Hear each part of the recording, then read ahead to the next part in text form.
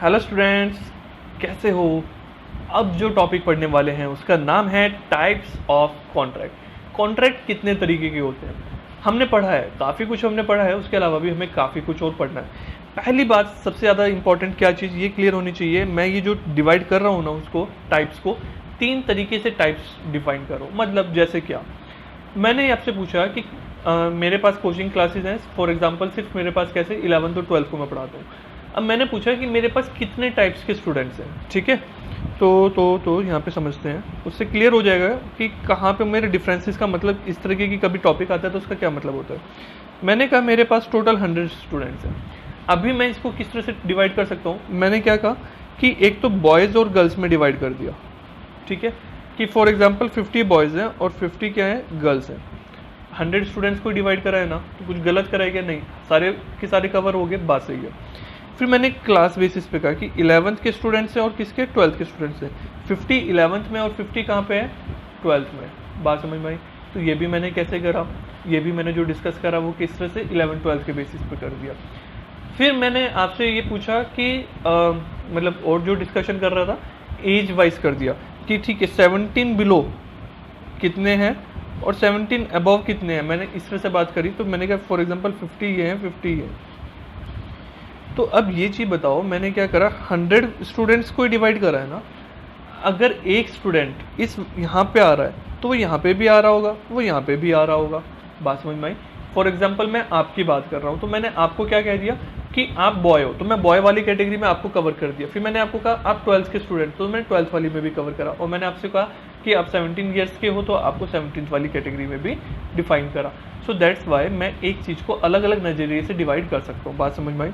तो सेम तरीके से मैं क्या कह रहा हूँ, यहाँ पे कॉन्ट्रैक्ट को बात कर रहा हूँ कि जो मेरा टाइप्स ऑफ कॉन्ट्रैक्ट है ना, वो किस तरह से तीन बेसिस पे उससे मैं बात कर सकता हूँ।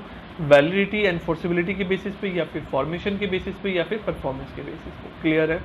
तो जब मैं टाइप्स कर रहा हूँ, मैं कंपैरिजन 11th 12th के बीच में कर सकता हूँ, कंपैरिजन बॉयज़ गर्ल्स के बीच में कर सकता हूँ। क्या मैं कंपैरिजन 11th और बॉयज़ के बीच में कर सकता हूँ? नहीं कर सकता हूँ ना। सिमिलरली अगर मेरे से कभी कोई डिफरेंस पूछ रहा है, या मैं कभी अपने माइंड में कोई सोच रहा हूँ कि इनमें क्या डिफरेंस है, तो मैं डिफरेंस सोचूंगा इनके बीच में, मैं डिफरेंस सोचूंगा इनके बीच में आपस में क्या डिफरेंस है और इनमें आपस में क्या डिफरेंस है। मैं कभी ऐसे नहीं सोचूंगा कि वैलिड में और इम्प्लाइड में क्या डिफरेंस है, एग्जीक्यूटेड में क्या डिफरेंस है। ना, ये तीनों अपनी अपनी लाइन में है, तो इंटरचेंजेबली मैं इन पर एज सच कंपेयर नहीं कर सकता हूँ। ठीक है, मीनिंग क्लियर है, वो बात समझ में है, बट उनके बीच में कंपैरिजन का कोई लॉजिक नहीं बनता है। बात समझ में आई।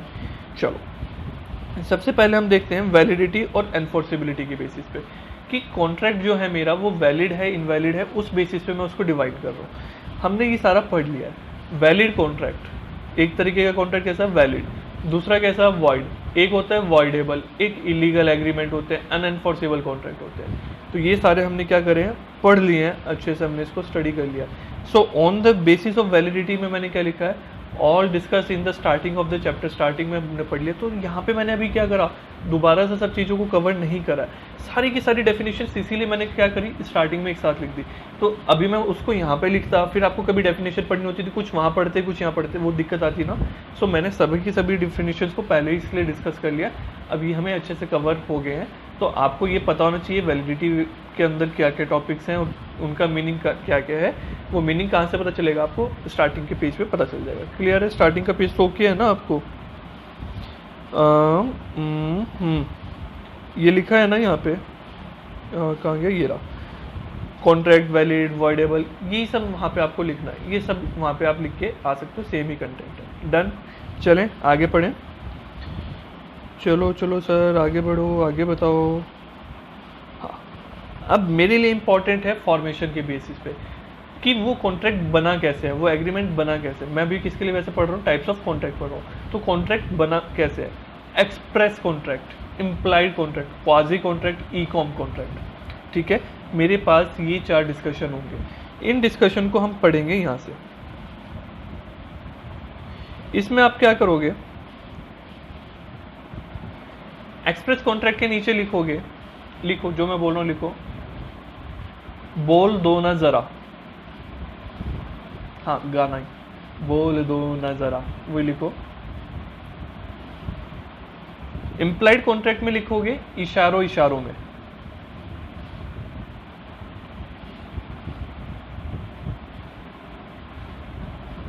क्वाजी कॉन्ट्रैक्ट लिखोगे अरेंज मैरिज।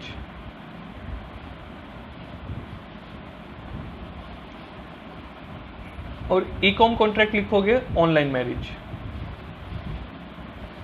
सर क्या पढ़ा रहे हो आप? जो आप पढ़ रहे हो समझते हैं। सबसे पहला है एक्सप्रेस कॉन्ट्रैक्ट। किसको कहते हैं? एक्सप्रेस कॉन्ट्रैक्ट वो है जिसमें मैं क्या कर रहा हूँ, एक्सप्रेस कर रहा हूँ, बता रहा हूँ, बोल रहा हूँ। बोल दो ना जरा, लर्निंग है। तो मतलब ये जो मैंने आपको बताया है ना हिंदी में, ये मेमोरी टेक्निक्स है, इससे आपके अंदर का कंसेप्ट सारा के सारा क्या रहेगा, याद रहेगा। एक्सप्रेस कॉन्ट्रैक्ट का मतलब क्या हुआ, बोल दो ना जरा, मीन्स आप बोल के कर रहे हो। बोलने का मतलब कैसा, ओरल भी हो सकता है, रिटर्न भी हो सकता है। तो सर यही तो हमने पढ़ा था। हाँ, हमने यही पढ़ा है कि कॉन्ट्रैक्ट करने के लिए या तो बोलना पड़ेगा या लिखना पड़ेगा, ये हमने पढ़ा है ना। तो ये अभी उसी की बात कर रहा है कि इसके अलावा भी सब कुछ होता है क्या? कॉन्ट्रैक्ट बिना बोले बिना लिखे भी कॉन्ट्रैक्ट हो सकता है? हाँ हो सकता है, वो इसके बाद हम पढ़ेंगे। सो यहाँ पे क्या कह रहा है, a contract would be an express contract. एक कॉन्ट्रैक्ट कैसा होगा, एक्सप्रेस होगा। If the terms are express by word और इन राइटिंग। अगर आपने जो भी उसकी टर्म्स थी, मतलब जो भी आपका कॉन्ट्रैक्ट था, जो भी आपका ऑफर, एक्सेप्टेंस, जो कुछ भी था, वो कैसे आपने करा है उसको, या तो वर्ड्स में करा है या फिर क्या करा है, राइटिंग में करा है। मतलब या तो बोल के करा है या कैसे लिख के करा है। बात समझ में आई? सो आप क्या करोगे यहाँ पे, एक्सप्रेस कॉन्ट्रैक्ट के नीचे क्या करोगे, एक बनाओगे, ठीक है।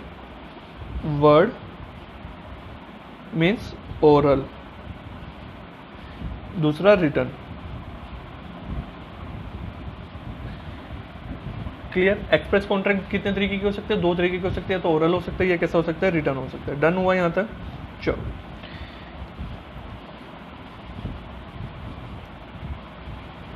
Section 9 of the act provides that if a proposal और acceptance of any promise is made.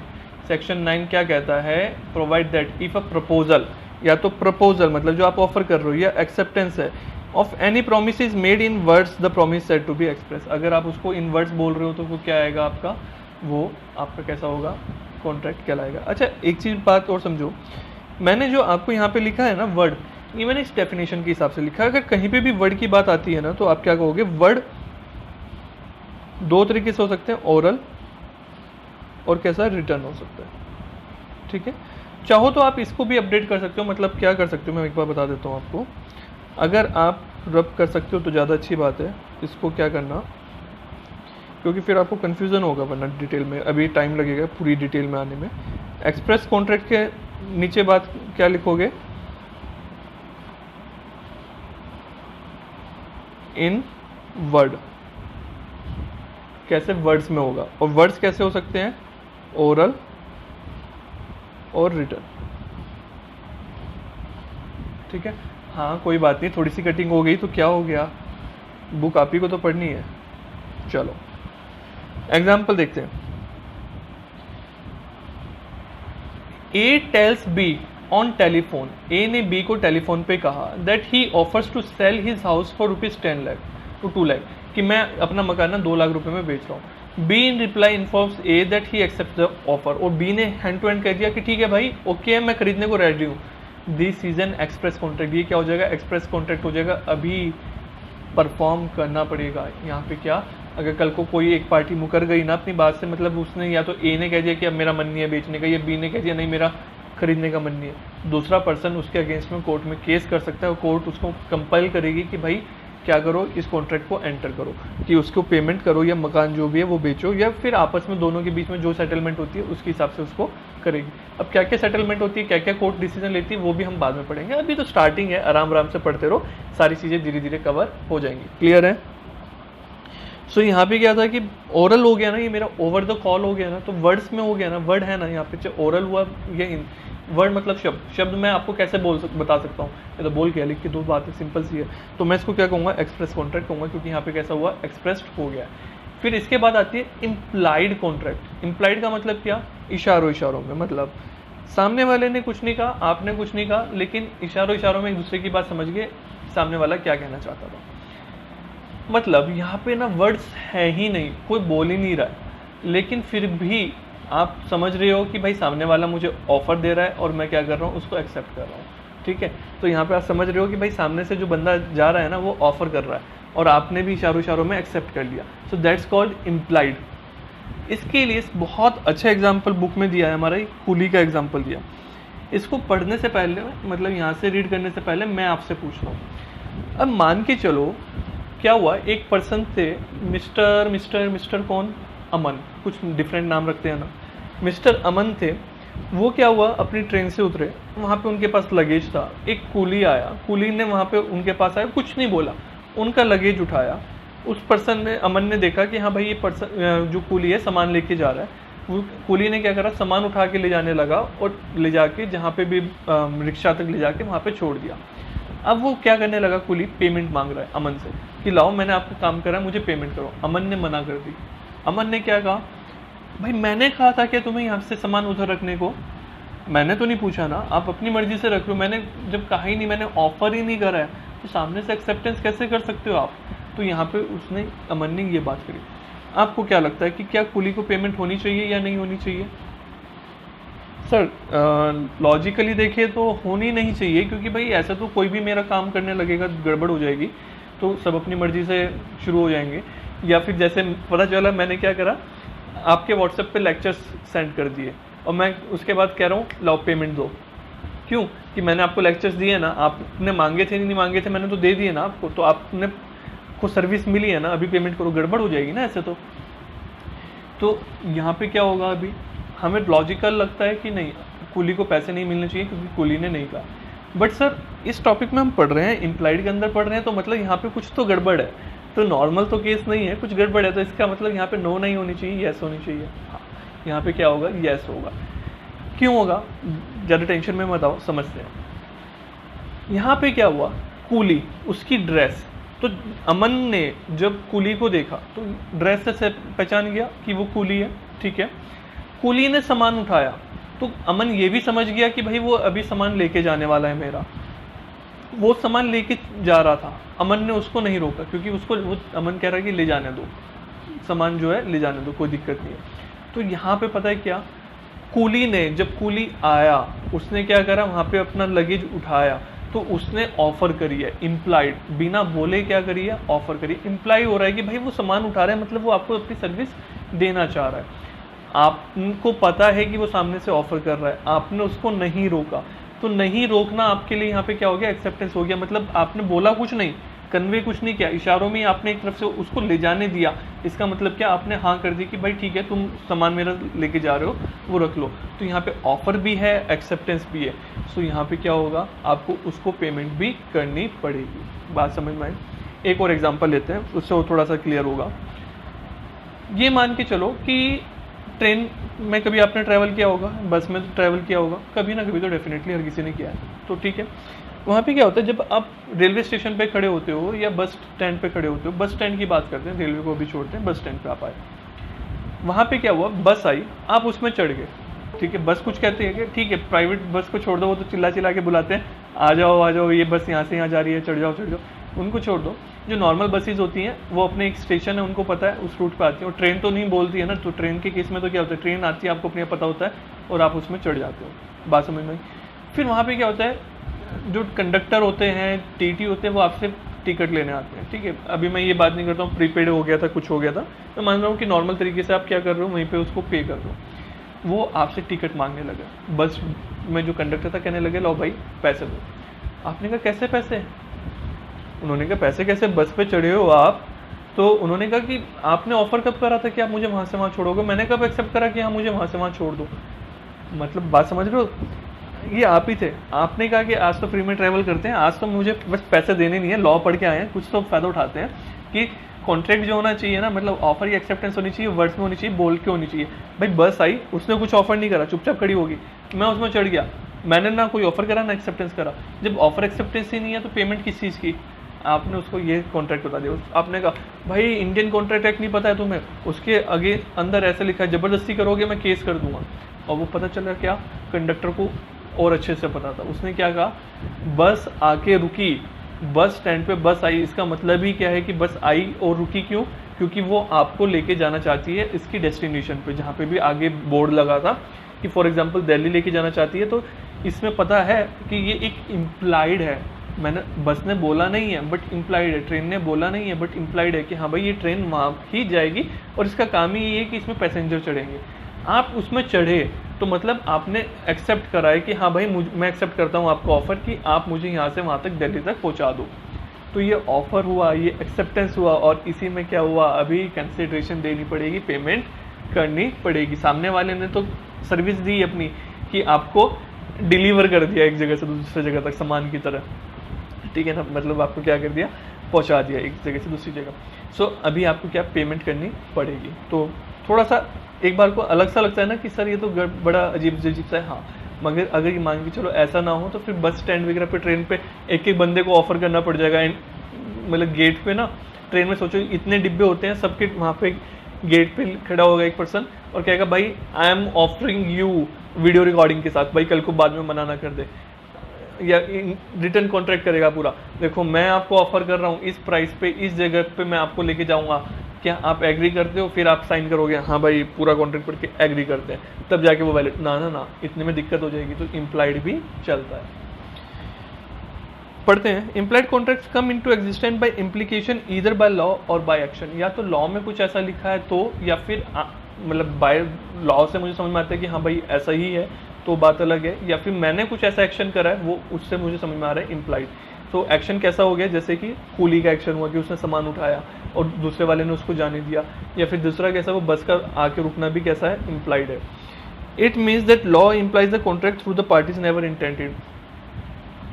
It means law implies a contract, कि लॉ के अंदर वो कॉन्ट्रैक्ट हमेशा आ जाता है, दो पार्टीज नेवर इंटेंडेड, पार्टी चाहे ना चाहे, मतलब ये लॉ के अगेंस्ट वाली बात आ रही है। इसको अभी डिस्कस करते हैं, इसको रुको। इफ़ अ प्रपोजल और acceptance is made other then in words, अगर वर्ड्स के बिना आप किसी और तरीके से कर रहे हो, promise is said to be implied, मैं इसको क्या कहूँगा, इम्प्लाइड कहूँगा। मतलब अगर वर्ड में करा तो फिर तो एक्सप्रेस हो गया ना, वर्ड में नहीं करा तो क्या हो गया, इम्प्लाइड हो गया। एग्जाम्पल यहाँ पे आपने देख लिया है कूली का, ठीक है। अभी ये वाला पता है क्या है, लॉ अगर होता है तो मतलब ये कह रहे हैं कि अगर बाय डिफ़ॉल्ट लॉ से आपको समझ में आता है, लीगल समझ में आता है कि ऐसा सिचुएशन में अपने आप से आपको कॉन्ट्रैक्ट ऑफर हो रहा है और एक्सेप्ट हो रहा है, तो वो भी हमारा इम्प्लाइड में कवर हो जाएगा। So second line as such important नहीं है, इसको आप स्किप कर सकते हो। रीज़न बिंग कि ये आपको अदरवाइज कंफ्यूज करेगी नेक्स्ट टॉपिक से, क्वाजी कॉन्ट्रैक्ट से। तो व्हाट आई विल सजेस्ट कि इसको आप कट ही कर दो, ठीक है। मैंने लिखी थी क्योंकि ओके है वो बात, मैंने आपको समझाया भी है, बट कन्फ्यूजन करेगी, स्किप कर दो, कोई दिक्कत नहीं है, ठीक है, इसको रब कर देना। अभी इसके बाद आता है हमारा टैसिट कॉन्ट्रैक्ट आता है। टैसिट कॉन्ट्रैक्ट जो है ना, एक्चुअल में देखा जाए किसका पार्ट है, इम्प्लाइड कॉन्ट्रैक्ट का, मैंने तभी उसके अंदर लिखा है ना। सो टैसिट कॉन्ट्रैक्ट क्या करता है, वही है टैसिट कॉन्ट्रैक्ट भी जो मेरा इम्प्लाइड है, उसी का एक पार्ट है। टैसिट कॉन्ट्रैक्ट मीन्स साइलेंट, एकदम चुप, साइलेंट को मैं क्या कहता हूँ, टैसिट कहता हूँ। Tacit contract are those that are inferred through conduct of parties without any words spoken or written। ये वो शांत वाले कॉन्ट्रैक्ट हैं जो क्या बिना किसी पार्टी के बोले या लिखे या किसी और तरीके से वो कॉन्ट्रैक्ट एंटर हो गए, मतलब इम्प्लाइड की ही बात कर रहा है। दे आर सब categorised under the implied contract. ये कैसे कैटेगराइज होता है, इम्प्लाइड कॉन्ट्रैक्ट के अंदर ही कैटेगराइज होता है। Obtaining cash through ATM, sale by fall of hammer in the auction sale. ATM से आप पैसा निकालते हो ना, तो वहाँ पे भी तो ऑफर और एक्सेप्टेंस है, आपने कार्ड लगाया, सामने से मशीन ने एक्सेप्टेंस दी और आपने पैसे निकाल दिए, तो यहाँ पे भी ऑफर एक्सेप्टेंस है, इम्प्लाइड है कि हाँ भाई आप मशीन के पास जा रहे हो तो मशीन आपको ऑफर कर रही है कि आओ मुझसे पैसे ले लो, आपने एक्सेप्ट कर लिया, तो ये सब चल रहा है। जब फॉल ऑफ हैमर बोली लगती है ना, तो वहाँ पे क्या होता है, हैमर होता है। इस वाले का जो ऑक्शन वाली सेल है, इस पर डिस्कशन हमारा रहेगा, वहाँ पे हैमर होता है। मूवी में तो देखा ना, 1 2 3, और ये चीज़ होती है इस पर्सन की, हम ऐसा चिल्ला देते हैं उसमें। तो वहाँ पे क्या होता है कि आखिरी में जिस पर्सन को मिला है ना, तो हैमर, लास्ट हैमर पे माना जाता है कि बोली खत्म होगी और लास्ट बंदे को भी खरीदना पड़ेगा, मजबूरी होगी उस पर्सन के लिए। तो ये मेरे लिए इंपॉर्टेंट है, ठीक है। तो ये बात भी क्लियर हुई यहाँ पे। सो एक्चुअल में देखा जाए टैसिट कॉन्ट्रैक्ट और इम्प्लाइड कॉन्ट्रैक्ट में जब आप एज प्रॉपरली रीड करोगे तो कोई डिफरेंस आपको एज सच रिवील नहीं होगा। इसमें थोड़ा सा फ़र्क क्या होता है, इम्प्लाइड स्लाइटली वाइडर होता है, टैसिट थोड़ा सा उसमें छोटा होता है, बस इससे ज़्यादा और कोई ज़्यादा डिफरेंस नहीं है, दोनों सेम ही है। तो आप एक दूसरे में इंटरचेंजेबली यूज़ कर सकते हो। जो ब्लैक वाली लाइन रब करवाई थी ना लॉ वाली, तो उसके कारण स्लाइटली डिफरेंस आता है, बट वो हमारे लिए इंपॉर्टेंट नहीं है, उसको आप क्या कर सकते हो, कंप्लीटली स्किप कर सकते हो। बात समझ में आई? चलो नेक्स्ट वीडियो में हम क्वाजी कॉन्ट्रैक्ट देखेंगे और ई कॉन्ट्रैक्ट को देखेंगे। क्वाजी कॉन्ट्रैक्ट इंपॉर्टेंट है, एग्जाम में बहुत आता है, उसको हमें बहुत अच्छे से देखना रहेगा। क्लियर है? चलिए।